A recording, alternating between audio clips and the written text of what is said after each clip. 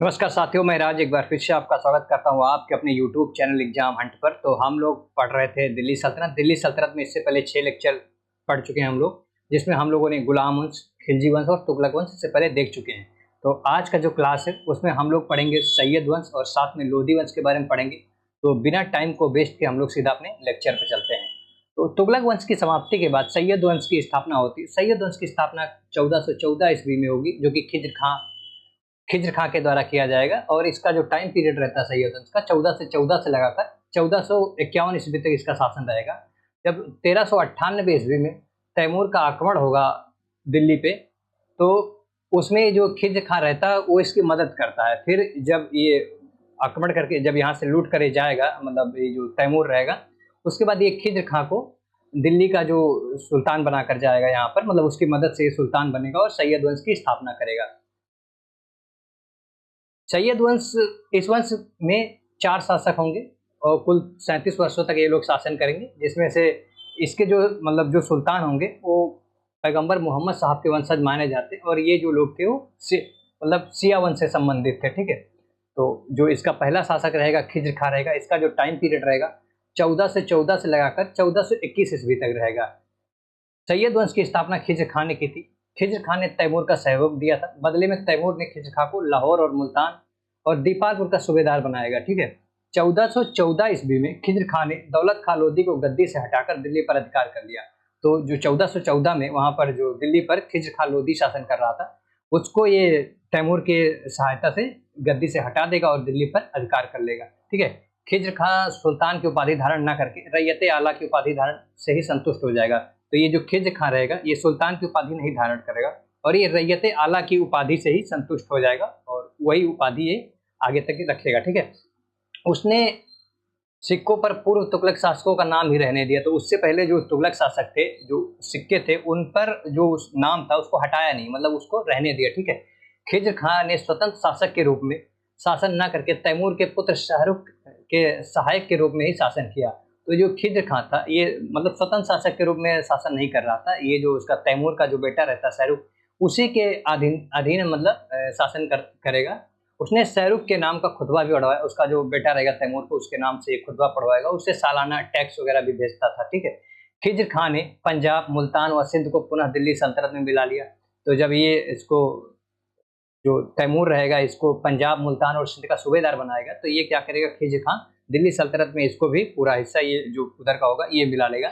खिज्र खां की पुस्तक दरारे जब्बात वस्तुतः इसकी उनकी जो वसीयत थी। ठीक है, तारीख फरिश्ता में सैयद वंश के खिज्र खां के बारे में लिखा है। तो जो तारीख फरिश्ता सैयद वंश के खिज्र खां के बारे में उस पुस्तक में जानकारी दी गई है। लोग उसके शासनकाल से संतुष्ट और प्रसन्न थे।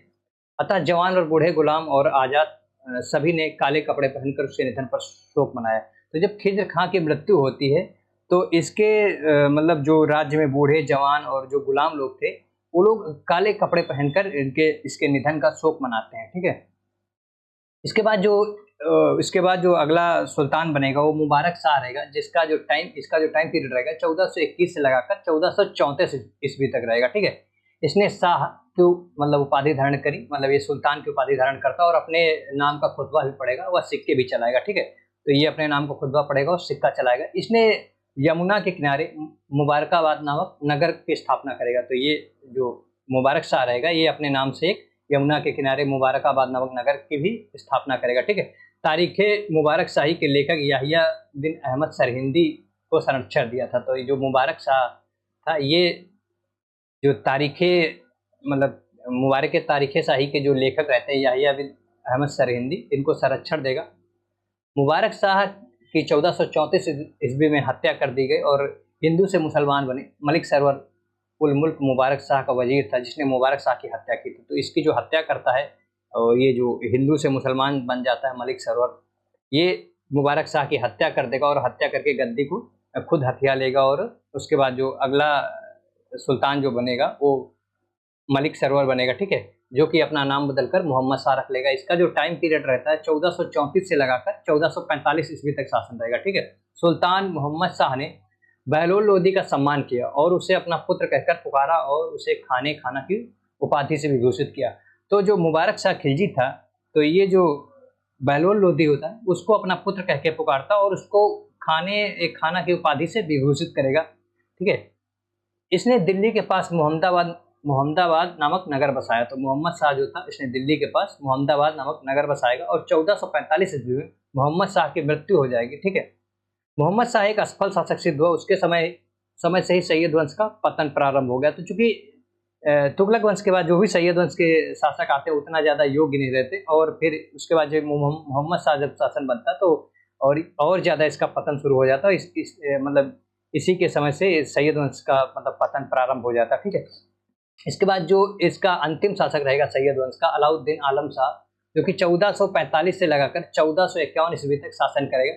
1445 ईस्वी में अपने पिता मोहम्मद शाह की मृत्यु के बाद अलाउद्दीन आलम शाह की उपाधि धारण कर राजगद्दी पर बैठेगा। ठीक है, इस वंश का जो कि अंतिम शासक रहेगा सैयद वंश का। अपने वजीर हमीद खां से झगड़ा होने पर इसने स्वेच्छा से गद्दी बहलोल लोदी को सौंप दिया एवं स्वयं बदायूं की जागीर से संतुष्ट था।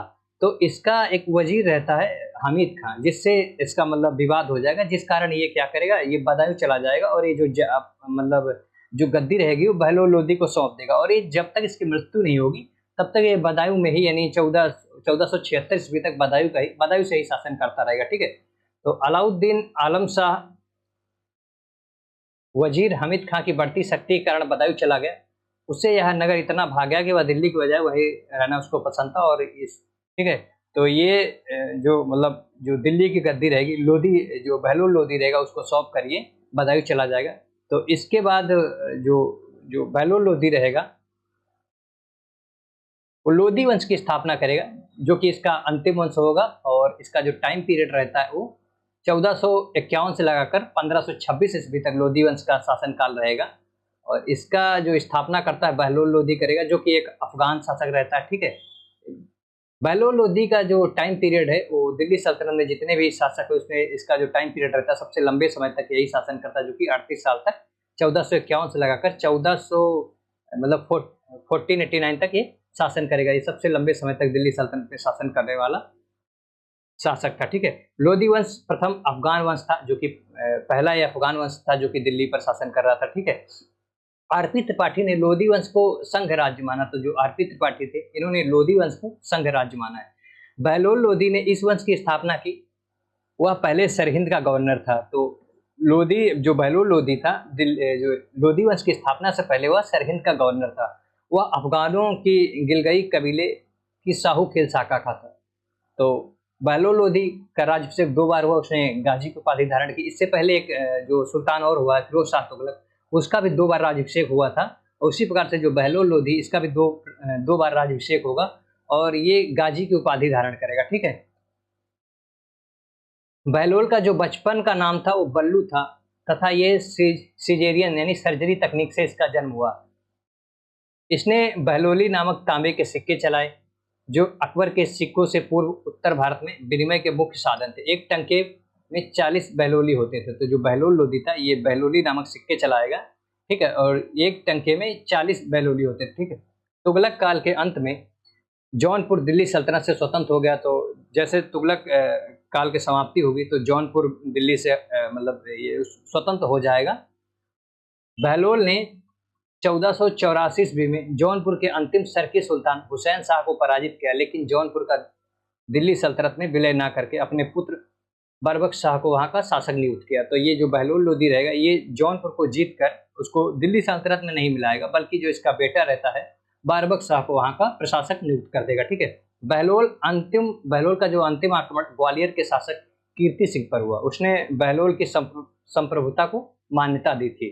ठीक है, तो जो बहलोल लोधी रहता है उसका आक्रमण अंतिम जो आक्रमण रहेगा वो ग्वालियर के शासक कीर्ति सिंह पर होगी, जिसने बहलोल की संप्रभुता को मान्यता दी थी।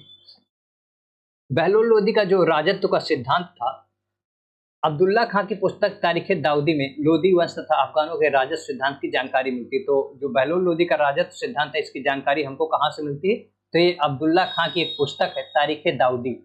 इसमें हमको मतलब लोधी वंश के बारे में जानकारी और अफगानों के जो राजत्व का सिद्धांत था उसके बारे में इसमें जानकारी दी गई है। ठीक है, तो आप इसको ध्यान रखिएगा।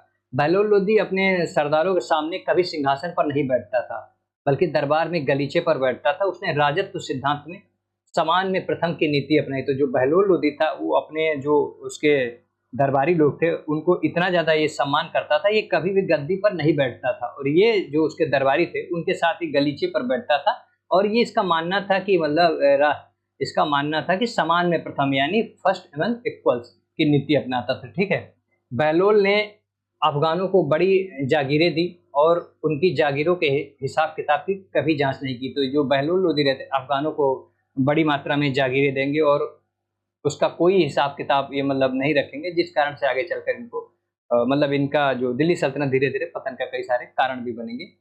बहलोल अपने अमीरों को मसनद ए आली यानी मेरे पुत्र कहकर पुकारता था। ठीक है, बहलोल लोदी ने अन्य अफगान सरदारों को भारत आने के लिए आमंत्रित किया। तो ये जो बहलोल लोदी था ये मतलब खुद अफगान था, तो ये क्या चाहता था कि धीरे धीरे ज्यादा से ज्यादा अफगान लोग मतलब आए यहाँ पर, और ये आमंत्रित करता था अफगान लोगों को।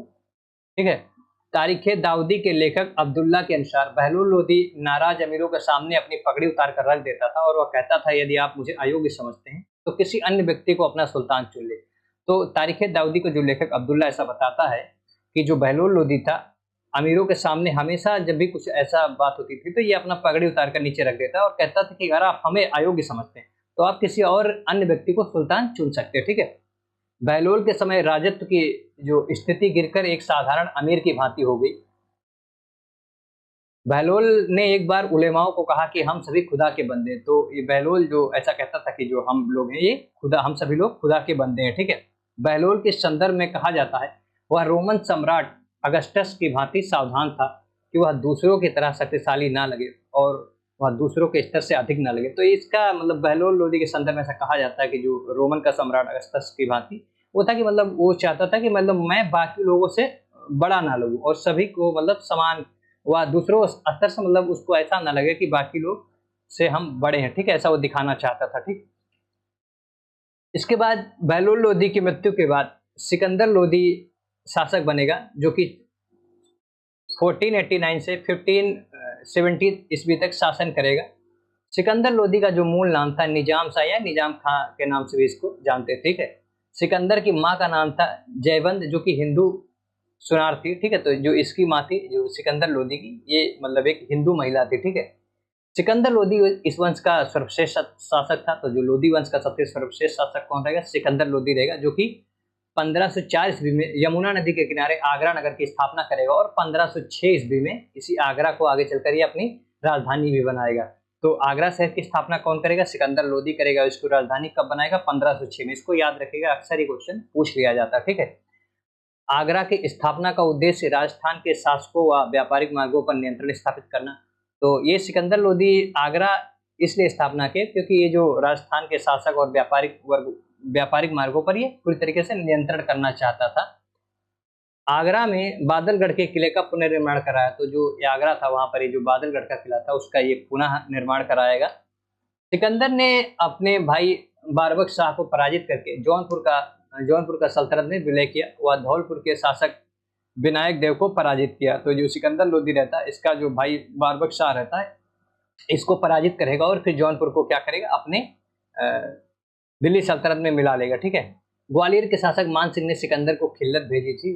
उसने गुप्तचर व्यवस्था को सुदृढ़ किया। तो जो सिकंदर लोदी रहेगा ये गुप्तचर व्यवस्था को और ज्यादा मजबूत करेगा।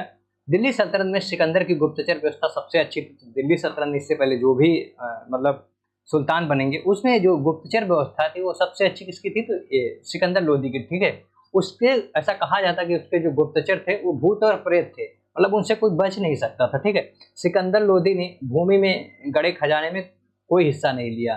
तो जो सिकंदर लोदी था जैसे जो भूमि में गड़ा खजाना था उसका कोई हिस्सा नहीं लेता है। उसने खाद्यान्नों पर लगे कर को समाप्त कर दिया। तो इससे पहले जो चुंगी एवं जकात कर लगाया जाता था खाद्यान्न पर, जब ये सिकंदर लोदी सुल्तान बनेगा तो ये जो चुंगी और जकात कर को समाप्त कर देगा।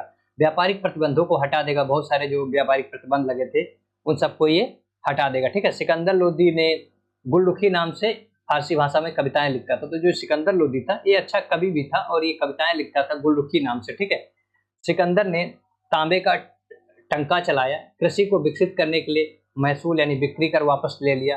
तो ये ज्यादा से ज्यादा खेती को मतलब कृषि को विकसित करना चाहता था, जिस कारण जो बिक्री कर था उसको भी ये वापस ले लेगा। अपने राज्य का हिसाब किताब रखने की लेखा परीक्षण प्रणाली की शुरुआत की।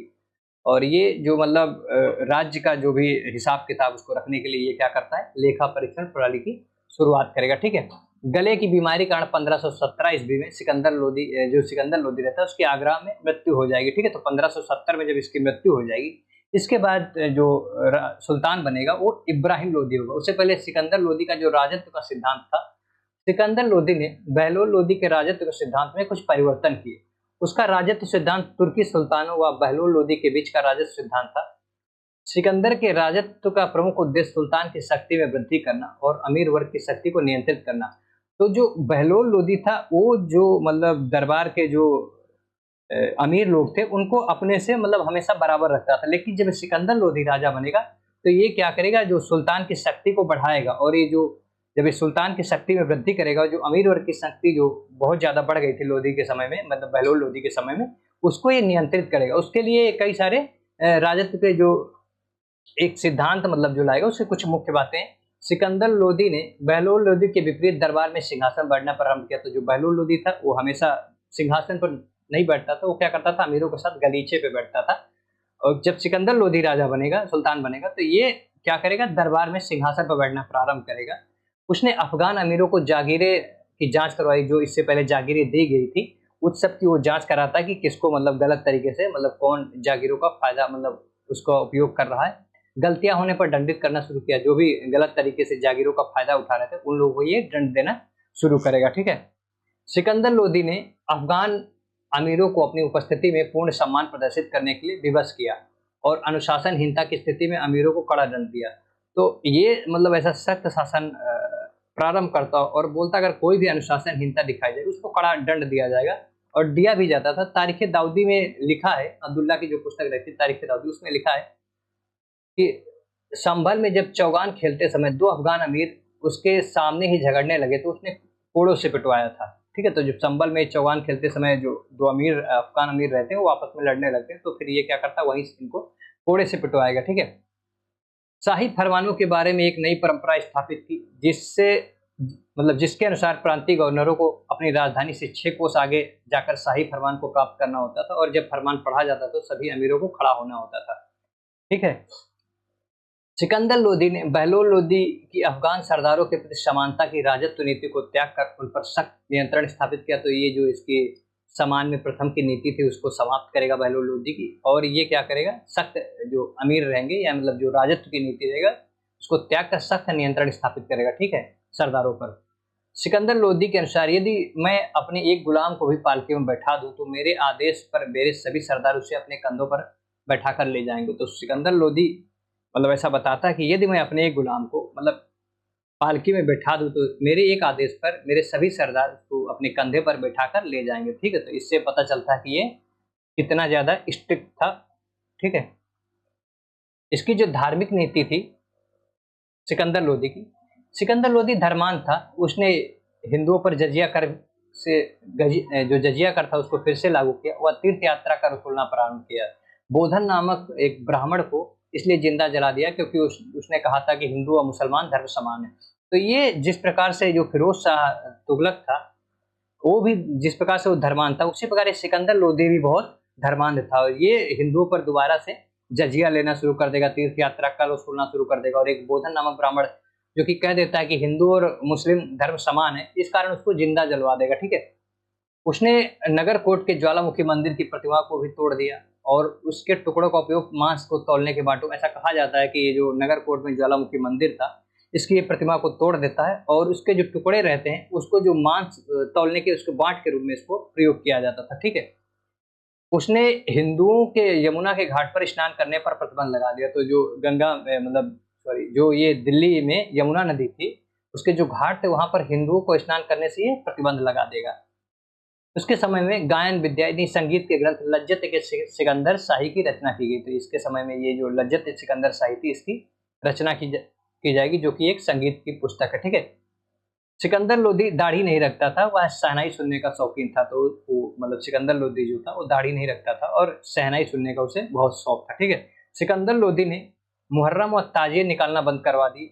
वह मुस्लिम स्त्रियों को पीरों और संतों की मजारों पर जाने से रोक दिया। इसी प्रकार से हम लोग पिछली क्लास में हम लोग देखे थे यहाँ फिरोज शाह तुगलक ने भी दिल्ली से जो बाहर थी स्त्री, दिल्ली से बाहर किसी भी स्त्री को जो ये मजार पे जाने के लिए अलाउ नहीं था। तो उसी प्रकार से सिकंदर लोदी क्या करेगा, मुहर्रम और ताजिया निकलना तो बंद कर ही देगा, साथ में जो मुस्लिम स्त्रियां होंगी उनको पीरों और संतों की मजारों पर जाने से।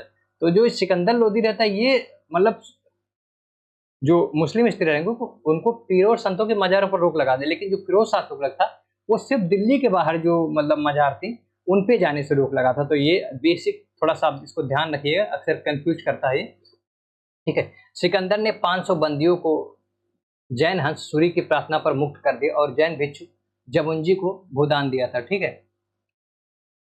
कुछ एक्स्ट्रा फैक्ट भी हम लोग जान लेते हैं। सिकंदर भूमि माप के लिए 30 इंच की गजे सिकंदरी की शुरुआत की, ठीक है। सिकंदर ने एक आयुर्वेदिक ग्रंथ का फारसी में अनुवाद अपने वजीर मियां भुआ से करवाया और उसका नाम फहरंगे सिकंदरी रखा। इसे तिब्बे सिकंदरी भी कहा जाता है। तो एक आयुर्वेदिक ग्रंथ रहेगा, उसको फारसी में अनुवाद कराएगा किससे, इसका जो वजीर रहता है मीर भुआ उससे करवाएगा, और बाद में इसका जो नाम रखेगा फहरंगे सिकंदरी रखा, या इसको तिब्बे सिकंदरी भी कहा जाता है। सिकंदर लोदी ने अनुवाद विभाग की स्थापना की और अरब, फारस एवं मध्य एशिया के विद्वानों को आमंत्रित किया। उसने बंगाल के शासक अलाउद्दीन हुसैन शाह से मित्रता की। सिकंदर ने 1494 बिहार को जीता। जो ये सिकंदर लोदी रहेगा ये 1494 इसमें बिहार को जीत कर भी दिल्ली सल्तनत में मिला लेगा। उसने मुस्लिम शिक्षा में सुधार के लिए ईरान के विद्वान शेख अब्दुल्ला व शेख अजीजुल्लाह को बुलाया। प्रसिद्ध ईरानी विद्वान रफीउद्दीन सिराजी भी सिकंदर लोदी के दरबार में थे, ठीक है।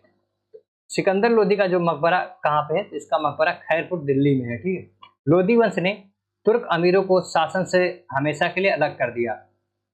तो जब लोदी वंश की स्थापना होगी तो इससे पहले जो तुर्क थे उनको ये क्या करेगा, पूरी तरीके से उनको जो अमीरों को शासन से हमेशा के लिए हटा देगा उनको, ठीक है, धीरे धीरे करके। उसके बाद जो सिकंदर लोदी की मृत्यु के बाद इब्राहिम लोदी 1517 से में मतलब सुल्तान बनेगा, और इसका जो टाइम पीरियड रहेगा 1517 से लगाकर 1526 ईस्वी तक रहेगा।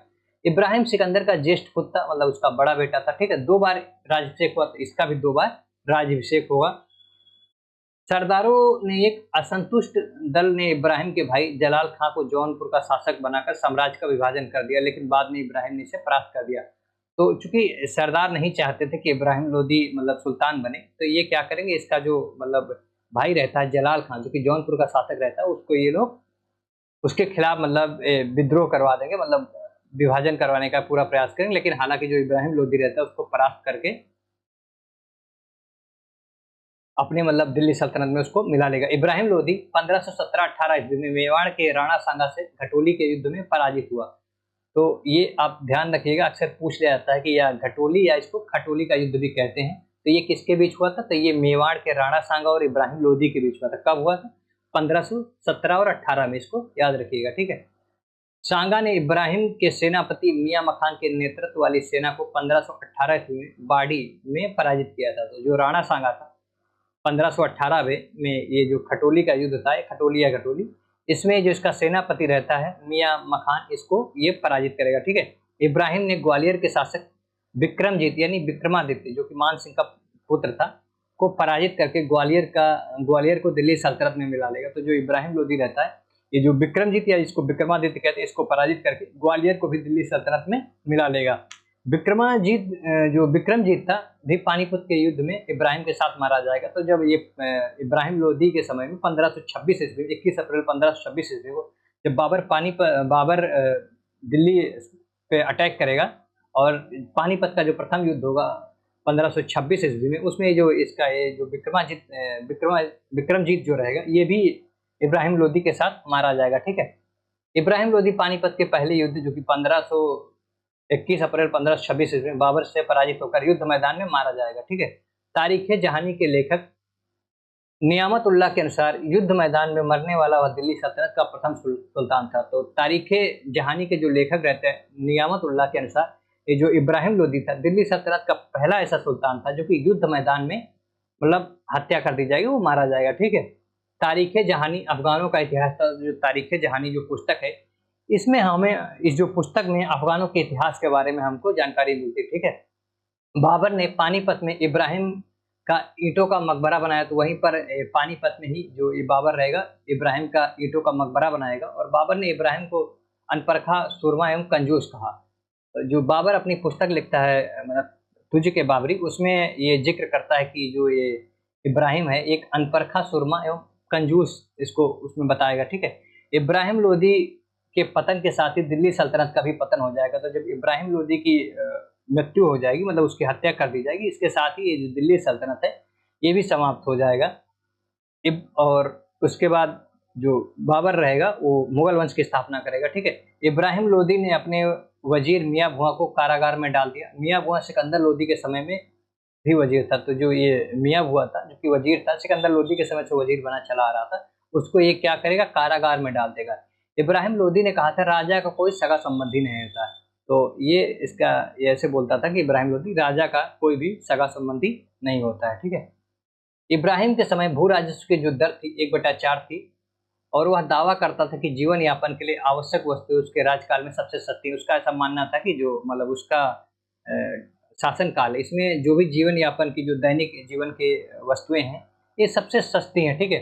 लोदियों का राजत्व सिद्धांत अफगान सरदारों की समानता पर आधारित था। उसका शासन व्यवस्था राजतंत्री न होकर कुलीन तंत्री था। तो लोदी का जो राजत्व सिद्धांत था, उसका जो शासन व्यवस्था था राजतंत्री न होकर एक कुलीन तंत्री था। ठीक है। पंजाब के गवर्नर दौलत खां लोदी ने बाबर को भारत पर आक्रमण के लिए आमंत्रित करता। तो इब्राहिम लोदी इब्राहिम लोदी के समय में ये जो दौलत खां लोदी रहता है, ये क्या करेगा, बाबर को भारत पर आक्रमण करने के लिए आमंत्रित करेगा। ठीक है। आरपी त्रिपाठी ने अफगान साम्राज्य पर यह टिप्पणी की कि यह भारत में सर्वाधिक राजतंत्र स्थापित करने का संयोग था, लेकिन अफगान अभिजात वर्ग में व्याप्त असंतोष के कारण यह सहयोग टल गया। ठीक है। तो इसी के साथ ये जो दिल्ली सल्तनत के हम लोग पांचों वंश देख चुके हैं। इसके बाद जो हम लोग पढ़ेंगे उसमें हम दिल्ली सल्तनत का प्रशासन क्या था, और इसकी आर्थिक व्यवस्था कैसी थी, इसका साहित्य क्या था, इन सब के बारे में हम लोग आगे देखेंगे। तो आज की क्लास को हम लोग यही समाप्त करते हैं।